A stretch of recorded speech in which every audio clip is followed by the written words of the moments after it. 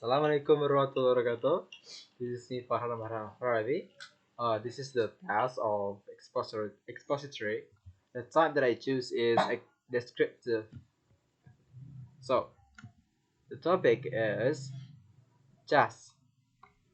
Okay, chess is a strategic board that has captured the minds of players for centuries.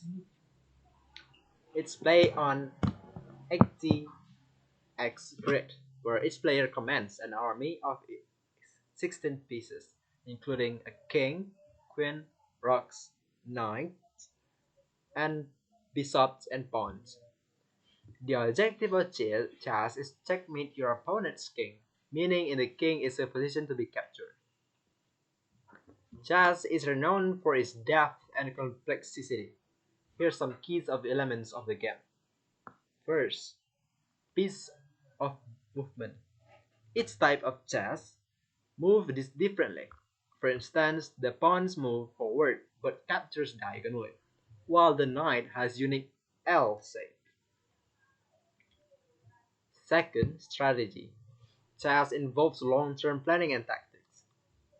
Players aim to control the center of the board, develop their pieces, and coordinate attacks. Third, tactics. Chess is a rife with tactics like forks, pins, keywords, and discovery attacks. Recognizing and executing these tactics can lead to material advantage. Fourth, time management. In many of chess tournaments, players have a limited amount of time to make all their moves. This add time management dimension, known as the chess clock. And the objective of a chess is that the primary of a chess is to checkmate your opponent's kings. Checkmate occurs when the opponent's king is under attack. In check, people would say checkmate and cannot escape capture.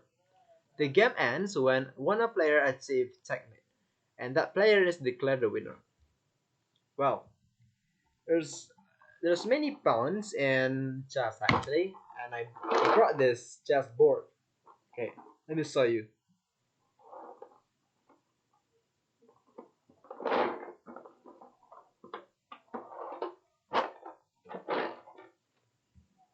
Okay,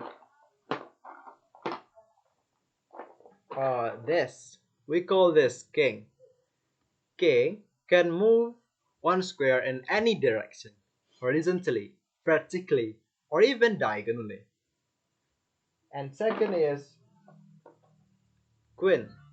The queen is most powerful pieces, able to move any number of squares in any direction. It's absolute superpower. Queen can move horizontally, vertically, or diagonally. It is more super than the queen. Sorry, than the king. Then this is rock. This is called rock.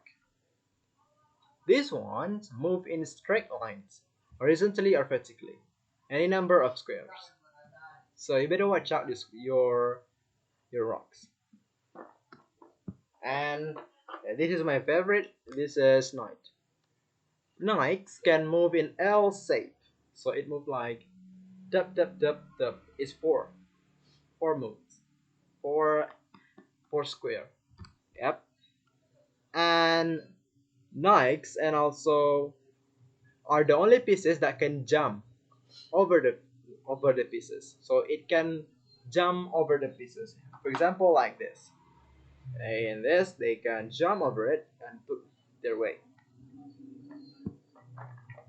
And bishop. This one called bishop. Okay, you see?